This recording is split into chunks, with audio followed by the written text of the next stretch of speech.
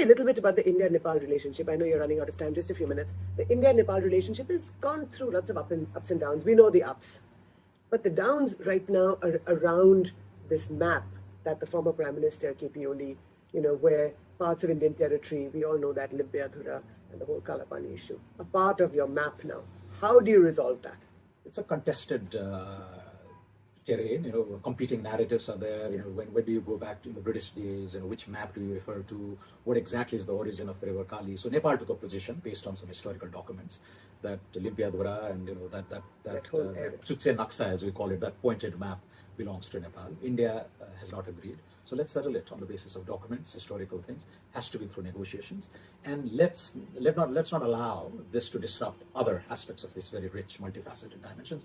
And India is doing that with China. You have a huge border dispute. You had a long-standing border dispute with Bangladesh, but that didn't keep the two countries from engaging constructively in other areas. So that particular dispute, let's settle it through negotiations, experts, historical record.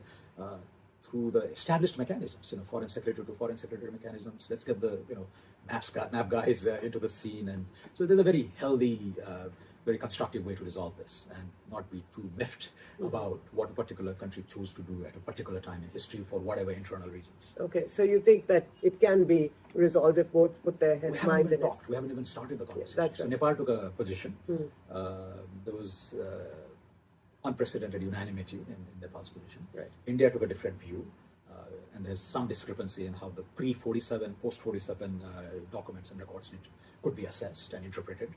And so let's sit and go through this. I think it can be resolved.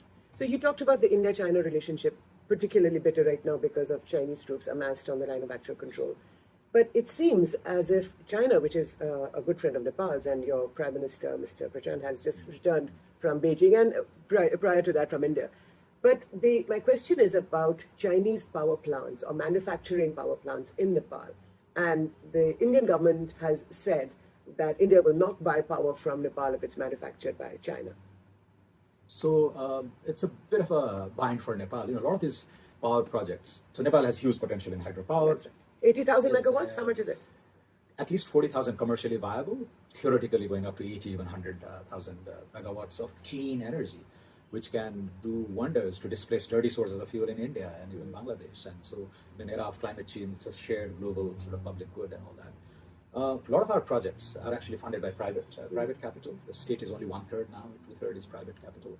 And many of these biddings involve international competitive bidding. So the Chinese, for their efficiency, the cloud, their experience, they've tended to win many of these contracts. And I know there's the whole state sort of subsidies, state facilitation bit. But nonetheless, they've built these power plants. India, now geopolitics has come into the picture. So the US and India have taken an interest in how China is spreading its influence in what they regard as their sphere of influence. Area of influence. So it's like a South Asian Monroe Doctrine, perhaps. But what we've said is, well, India is free to make its choices. It can say, I'll buy from this. And for Nepal, unfortunately, India is a monopolist. It's possibly the only buyer we have, right? We can't. The really densely populated Chinese clusters are very far. It's economically not viable. But I think pragmatically, I haven't discussed this in detail, but Nepal also needs a lot of internal energy. So all our energy needs will have to be powered through hydrographic resources. So if there are segments of our production that cannot be exported, let's use them within. And things that can be sent to India, that India will buy. So I think, again, they're a pragmatic, constructive approach. And in recent years, India has actually become much more engaged in our power plants. There are, I think, 5 or 6 big projects that have been signed to produce almost 4,500 megawatts of energy. Now, why is that number important?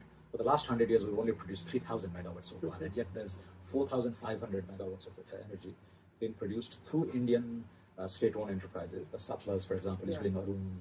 There's Furkot Karnali and all that. And there are big ones like Karnali Chisapani that would even come into the Pancheshwar is still unresolved and all that. But there are 4 or 5 that have been during the COVID years and after. So that's actually a positive sign. And that energy is is destined for India. And the Nepali cabinet has just a few days ago given permission for Nepal to sell electricity to India. That's produced another by very positive development. So in that regard, yes, we will have access to the Bangladeshi market, for which there's a big demand for Nepali power. The Bangladeshis have often said, we want to invest in Sumkoshi, for example, 600, 700 megawatt power plant. But India is between Bangladesh and... So is India coming in the way, or is it being less... The perception was India was reluctant to facilitate this exchange, direct exchange between Nepal and Bangladesh. But I think India's recent posturing has been very positive, in the sense that they've said, you can do that trade, but do it through our transmission lines. Mm-hmm. And we can even work towards a trilateral or even a quadrilateral grid in that part of South Asia. BBIN, for example. So Bhutan and India already trade, so there's a vibrant bilateral trade there. Nepal and India already trade, and Bangladesh and India already trade. But can we, quadrilateralize all these fairly successful bilateral relationships? But could you do a regional energy market, for example? I think we're headed in that direction, absolutely. So that all the countries of South Asia, whether it's Afghanistan, even right Sri now, Lanka is now in the people are talking about these underground cables, Yeah. So BBIN, BIMSTEC, there's a lot of action there. but not on the Afghanistan-Pakistan side. Not on this, yeah. So the rest of SARC has been dormant since 2015. So electricity or bijli, the spark that lights up South Asia, do you think that could be a big game changer? It is a game changer. We need all that sort of clean energy to power our economic growth cleanly in an era of climate change, when our Himalayan glaciers are melting, etc. When countries trade with each other, are economically dependent on each other, it's also less likely that they become hostile to each other, right? There's the McDonald's theory. I think we're headed in that direction where, so we're discussing one South Asia, South Asian cooperation, regional solidarity, as well as meaningful progress and results on the ground. And electricity would be that tangible benefit. Even this India-Nepal difficulty in our relationships around 2015. During the earthquake, amazing goodwill, because India came in fast. I was in the government at the time, and I saw firsthand how that overwhelming support from the Indian government. Then that was followed by a blockade, where many Nepalis blamed the Indians for it. So again, dipped. But what warmed the relationships after that? It was electricity trade. So Talkebar, Muzaffarpur transmission line that were completed. Nepal was used to go through 12, 14, 16 hours of power cuts every day. And suddenly, through importing, not exporting Nepali electricity, but import of Indian electricity, voila, the thing was gone, blackout was gone. So that Nepalis grudgingly, I give credit to the power of trade. And now the narrative is kind of well settled that because of our geological imperative, we have to export our surplus electricity during the monsoon seasons, and we have to import electricity during the dry season. India doesn't have that compulsion. Right. So for us, trade is absolutely necessary. But India is a large market. You can even out its seasonality within. But for Nepal, we have to trade. And that realization, I think, is allowing us to cooperate much more meaningfully. Swranim Wagle, economist and now politician, thank you so much for speaking to South Asia. Wonderful.